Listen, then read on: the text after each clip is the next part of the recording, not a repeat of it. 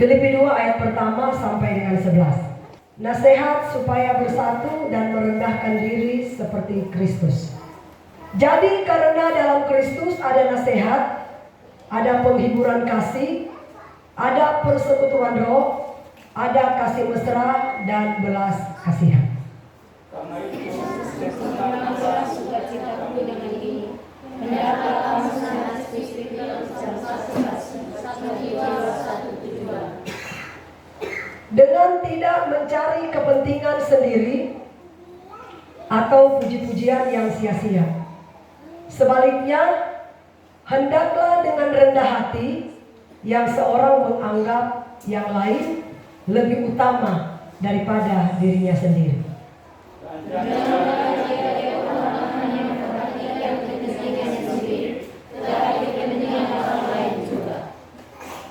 Hendaklah kamu dalam hidupmu bersama menaruh pikiran dan perasaan yang terdapat juga dalam Kristus Yesus. Yang tidak menganggap kesetaraan dengan Allah sebagai milik yang harus dipertahankan, Melainkan telah mengosongkan dirinya sendiri dan mengambil rupa seorang hamba dan menjadi sama dengan manusia. dan dalam keadaan sebagai manusia, ia telah merendahkan dirinya dan taat sampai mati, bahkan sampai mati di kayu salib.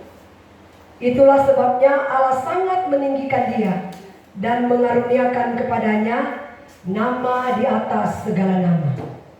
Supaya dalam nama Yesus segala yang ada di langit dan yang ada di atas bumi dan yang ada di bawah bumi. Kita baca sama-sama ya, dalam nama Yesus, 1, 2, 3. Dan segala lidah mengaku Yesus Kristus adalah Tuhan bagi kemuliaan Allah Bapa. Saya akan ambil tema merajut kebersamaan, menghargai perbedaan. Saudara, perbedaan itu sangat indah. Perbedaan itu sangat unik. Dan perbedaan itu adalah merupakan warna kehidupan. Dan yang paling penting, perbedaan itu adalah merupakan ciptaan Tuhan. Contoh, Tuhan menciptakan ada langit, ada bumi. Tuhan menciptakan ada laut, ada darat. Tuhan menciptakan ada laki-laki, ada perempuan. Ada begitu banyak sekali perbedaan yang Tuhan ciptakan, saudara. Bahkan bangsa kita, negara kita Indonesia, ada begitu banyak sekali perbedaan. Mau suku, ras, agama, budaya, dan lain sebagainya. Bagaimana caranya kita mempersatukan suku, ras, agama? Dipersatukan melalui Bhinneka Tunggal Ika. Amin. Atau NKRI harga mati. Kalau tidak ada itu Pak, bisa kacau Indonesia. Karena ada hukumnya. Agama dengan agama aja kalau tidak ada NKRI, udah lama kita berhantam. Sekarang pun udah mulai kacau. Jangankan agama dengan agama, golongan dengan golongan aja bisa berhantam. Saya dari gereja GPDI, saya dari gereja Pantekosta, oh saya dari gereja Protestan, oh saya dari gereja GKRI, oh saya dari gereja GSDA, dan lain sebagainya. Saudara, bagaimana caranya kita mempersatukan golongan itu? Harus dilandasi dengan kasih Kristus. Amin. Kalau tidak ada kasih Kristus di dalam, kita aja sesama percaya kepada Yesus bisa berhantam. Karena apa? Karena beda organisasi. Jadi Tuhan menciptakan adanya perbedaan untuk saling melengkapi satu dengan yang lainnya. Saya kasih contoh. Ini tubuh saya. Ada mata, ada hidung, ada telinga, ada tangan, ada kaki. Mama Loisa, kalau seandainya mata saya dicungkil, kira-kira yang merasakan sakit apa, Bu? Seluruh tubuh. Nggak mungkin mata saya dicungkil, cuma mata yang sakit. Kalau tangan saya dipotong, sudah pasti kita tubuh sakit. Jadi kita beda organisasi, jangan sampai kita berhantam. Amin. Kita satu di dalam Kristus. Makanya Alkitab katakan 1 Korintus 1 ayat 10 sampai 13. Perpecahan dalam jemaat. Tetapi aku menasihatkan kamu, saudara-saudara, demi nama Tuhan kita Yesus Kristus, supaya kamu seia sekata dan jangan ada perpecahan di antara kamu, tetapi sebaliknya supaya kamu erat bersatu dan sehati sepikir. Sebab saudara-saudaraku, aku telah diberitahukan oleh orang-orang dari keluarga Chloe tentang kamu, bahwa ada perselisihan di antara kamu. Yang aku maksudkan ialah bahwa kamu masing-masing berkata, aku dari golongan Paulus, atau aku dari golongan Apolos, atau aku dari golongan Kefas, atau aku dari golongan Kristus. Adakah Kristus terbagi-bagi? Adakah Paulus disalibkan karena kamu? Atau adakah kamu dibaptis dalam nama Paulus? Ya, sampai sana. Saudara, Alkitab katakan begini. Waktu itu jemaat Korintus itu ribut, ya Pak ya. Ada yang katakan begini, aku ini kan golongan Paulus. Ada lagi yang bilang, loh, aku ini Kefas. Ada lagi yang bilang, aku ini Apolos. Saudara, terus ayat selanjutnya dia katakan begini, saudara, ya. Mau kita Paulus, mau kita Kefas, mau kita Apolos, tetapi Yesus Kristus yang akan memberikan pertumbuhan bagi kita. Amin. Karena Yesus penyelamat dalam hidup kita. Makanya dia katakan, jangan kita beda-bedakan organisasi satu dengan yang lain. Kita ini satu Tuhan, satu tubuh Pak. Satu Kristus. Seperti yang saya bilang, mungkin Protestan kepala, contoh, atau mata mungkin dari karismatik, atau mungkin mulut dari Katolik, atau dari Advent mungkin tangan, dan lain sebagainya. Tapi kita satu tubuh dalam Kristus.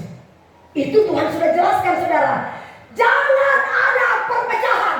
Ya, gereja-gereja harus bersatu. Kalau gereja tidak bersatu, saudara, negara kita pasti hancur. Sudah dari serang kita aja sesama golongan sudah hancur, ya kan? Kalau kita aja sudah sesama yang percaya kepada Kristus aja sudah saling sikut menyikut. Makanya Alkitab yang katakan, saudara, mau dia Pentakosta, mau GBI, mau Protestan, mau golongan apapun, kita satu di dalam Tuhan. Amin. Yang penting apa? Firman yang hidup yang harus diajarkan kepada jemaat, supaya iman kita bertumbuh. Yang berkuasa memberikan pertumbuhan itu bukan pendeta, tapi Tuhan melalui kuasa Roh Kudus. Jangan saling membedakan. Coba 1 Korintus 3 ayat 6 sampai 9. Karena jika yang seorang berkata, aku dari golongan Paulus, lain lagi berkata, oh aku dari Apolos, lain lagi berkata, bukankah hal itu menunjukkan bahwa kamu itu manusia duniawi? Ya. Artinya kalau kita saling membeda-bedakan golongan A dan golongan B, kita bukan manusia rohani, tapi kita manusia duniawi. Makanya dia katakan, bersatu di dalam Kristus. Di dalam Kristus ada nasihat. Amin. Orang yang tidak rendah hati, tidak mungkin dia bisa dengar nasihat. Cuma orang yang rendah hati yang bisa mendengarkan nasihat. Nasihat apa? Nasihat firman Allah. Ya. Kalau kita rendah hati, membuka hati kita untuk terima makanan rohani lewat firman, saudara, iman kita pasti bertumbuh. Yang berkuasa memberikan pertumbuhan itu bukan pendeta, tapi Tuhan Yesus melalui kuasa Roh Kudus. Amin. Coba.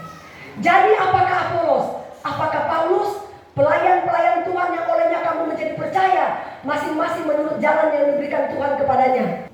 Aku menanam, ini maksudnya aku ini Paulus ya. Aku menanam, Apolos menyiram. Coba kita sama-sama 1, 2, 3.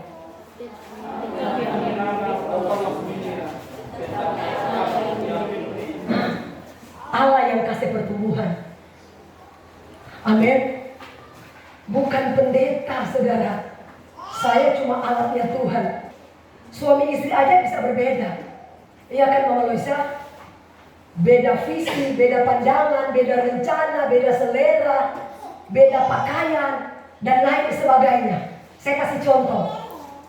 Istri ingin buka usaha di kota, suami ingin buka usaha di desa. Itu aja udah berbeda Pak Martin. Nah, bagaimana kita kasih ketemu rencana suami dan rencana istri supaya tidak berhantam, Pak? Kan suami keras. Kamu itu harus nurut sama saya. Saya kepala rumah tangga. Jadi kamu harus tunduk pada suami. Berhantam kita. Saudara, Alkitab katakan, satu-satunya supaya tidak berhantam, kalau kita punya rencana, hiduplah bertanya Tuhan. Amin. Yakobus 4 ayat 13-17. Jadi sekarang hai kamu yang berkata, hari ini atau besok kami berangkat ke kota Anu, dan di sana kami akan tinggal setahun dan berdagang serta mendapat untung terus. Sedang kamu tidak tahu apa yang akan terjadi besok. Apakah arti hidupmu? Hidupmu itu sama seperti uap yang sebentar saja kelihatan lalu lenyap. Sebenarnya kamu harus berkata, jika Tuhan menghendakinya, kami akan hidup dan berbuat ini dan itu terus. Tetapi sekarang kamu memegahkan diri dalam congkakmu, dan semua kemegahan yang demikian adalah salah. Jadi jika seorang tahu bagaimana ia harus berbuat baik, tetapi ia tidak melakukannya, ia berdosa. Saudara, Alkitab katakan, supaya rancangan suami dan rancangan istri bersatu, tanya Tuhan sebelum kita melakukan segala sesuatu. Kalau misalnya rencana istri sudah minta tanda, kalau tanda yang kita minta Tuhan jawab, laksanakan. Tapi kalau tanda dari suami Tuhan tidak jawab, jangan berani-berani melangkah. Kalau melangkah, silakan kita hancur. Saudara, waktu terjadi tsunami di Aceh dan di Palu, gempa bumi di mana-mana, rumah, hotel, restoran-restoran mewah hancur. Timbul pertanyaan, apakah ketika mereka membangun itu Pak ada bertanya Tuhan apa tidak? Karena Tuhan yang katakan, saudara, alangkah baiknya kalau kalian merencanakan sesuatu, hiduplah bertanya Tuhan. Karena kita tidak tahu apa yang akan terjadi besok. Cuma Tuhan yang tahu Pak, apa yang akan terjadi besok. Coba, Amsal 19 ayat 21. Banyaklah rancangan di hati manusia. Coba baca 1, 2, 3.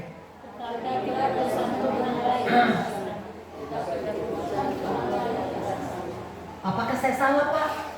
Manusia boleh berencana banyak hal, tetapi Alkitab katakan hanya keputusan Tuhan yang terlaksana. Saya setiap kali berencana, kok selalu gagal. Saya mau bikin ini gagal terus. Kenapa? Karena Tuhan tidak mau Pak rencana atau rancangan kita yang berhasil. Tapi yang Tuhan mau, biarlah rancangan Tuhan yang berhasil atas hidup kita. Amin. Makanya jangan pakai kita pe otak, kita pe logika, kita pe kepintaran sebelum melakukan sesuatu. Oh karena saya pintar, saya ingin lakukan ini. Akhirnya hancur. Tapi kalau kita bertanya Tuhan dan Tuhan memberi tanda, saya percaya kerjakan, pasti kita akan sukses. Karena apa? Kita sudah melibatkan Tuhan di dalam perencanaan. Karena Tuhan katakan manusia boleh merencanakan banyak hal, tapi hanya keputusan Tuhan yang berhasil. Amin. Itu Alkitab yang katakan. Biasakan suami terlalu egois. Iya tuh. Saya kepala keluarga, kamu harus ikut saya. Memang Alkitab katakan, saudara, coba buka dulu Alkitabnya.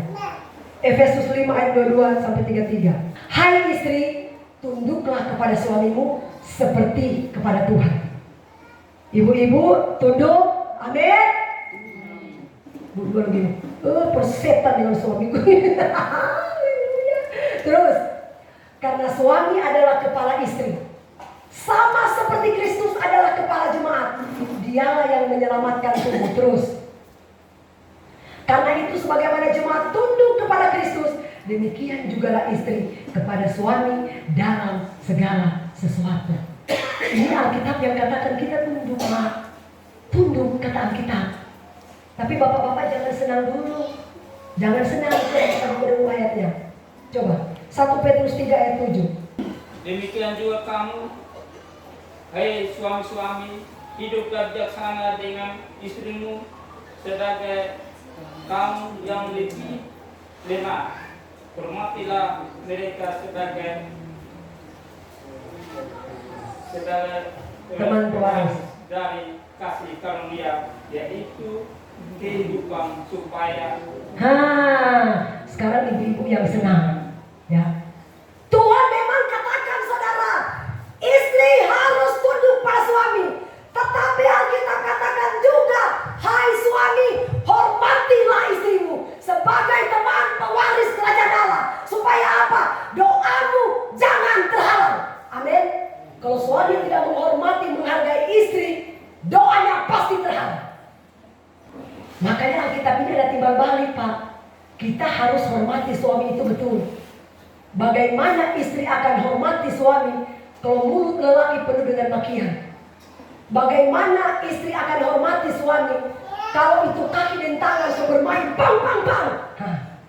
Alkitabnya katakan, hai suami, hormatilah istrimu sebagai teman pewaris kerajaan Allah, supaya doamu jangan terhalang. Amin. Amin. Berikan tepuk tangan dulu supaya bapak. Amin. Sama-sama saudara, ya. Istri tunduk pada suami, suami hormati istri, artinya saling melengkapi satu dengan yang lain. Amin. Supaya rumah tangga kita diberkati oleh Tuhan. Si bapak dia katakan begini sama istrinya, Mah, kita ini sudah lama sekali buka usaha. Usaha kita maju, laris. Udah banyak duit kita. Ayolah Mah, sekarang waktunya kita pergi berlibur ke luar negeri. Istrinya bilang begini, jangan dulu, uang kita belum cukup. Tunggu. Namanya Cina itu kan perhitungannya tinggi. Iya toh? Akhirnya 1 bulan kemudian istrinya meninggal kena jantung. Tiba-tiba si Kok, karena dia cuma hidup dengan pembantunya, tertariklah dia dengan pembantunya. Dia bernama Bi Inem. Akhirnya menikah dia dengan Kok. Tiba-tiba Bi Inem bilang begini, Kok sekarang kan sudah jadi suami saya. Ayo Kok kita pergi berlibur ke luar negeri. Oh iya, ayo kita berlibur. Sudah pergi berlibur mereka, tiba-tiba si Bo Inem bilang begini, Kok saya berpikir selama ini saya bersusah payah bekerja keras mencari nafkah buat nyonya. Ternyata nyonya bekerja keras cari nafkah buat siapa, Bu Loisa? Buat Bo Inem. Pengkhotbah 6 ayat yang kedua. Orang yang dikaruniai Allah kekayaan, harta benda dan kemuliaan, sehingga ia tidak kekurangan suatu pun yang diingininya. Tapi orang itu tidak dikasih kuasa Pak Martin untuk menikmati harta itu. Kasihan dulu, so capek-capek banting tulang, sudah harta banyak, ternyata Bo Inem yang nikmati. Haleluya. Kita suami masih muda, masih bisa nikah lagi. Kita yang capek-capek kerja, kita tidak dikasih kuasa untuk menikmati harta kekayaan. Mari kita berdoa, Tuhan, ketika Tuhan mempercayakan kita harta benda atau kekayaan, berikan aku kuasa menikmati harta kekayaan itu. Amin. Jangan sampai Bo Inem. Amin. Haleluya. Secapek-capek Bo Inem yang pergi luar negeri lagi, itu nyonya tunggu uang belum cukup. Tiba-tiba dia mati, Tuhan nak kasih kesempatan dia menikmati hartanya. Itulah perbedaan suami istri. Suami pingin berlibur, istri tidak mau. Suami pingin makan ini, istri tidak mau. Suami pingin selera ini, istri seleranya lain. Semua ada perbedaan. Yang pasti untuk saling melengkapi satu dengan yang lain harus dilandasi dengan kasih Kristus. Amin. Kalau hidup kita berumah tangga tidak ada di dalam kasih Kristus, kita bisa kacau. Ya, kita bisa berhantam, bahkan kita bisa bercerai. Tapi kalau kita ada di dalam kasih Kristus, rumah tangga kita pasti akan utuh. Amin. Ya, begitu juga dengan organisasi, ya, yang memberikan pertumbuhan bukanlah pendeta, bukanlah penginjil, bukanlah siapapun, tapi yang berkuasa memberi pertumbuhan hanyalah Kristus lewat kekuatan Roh Kudus yang memberikan pertumbuhan bagi kita. Amin. Jadi jangan pernah beda-bedakan satu dengan yang lain, golongan satu dengan yang lain, karena kita satu tubuh di dalam Kristus. Amin. Tuhan berkati kita semua. Mari.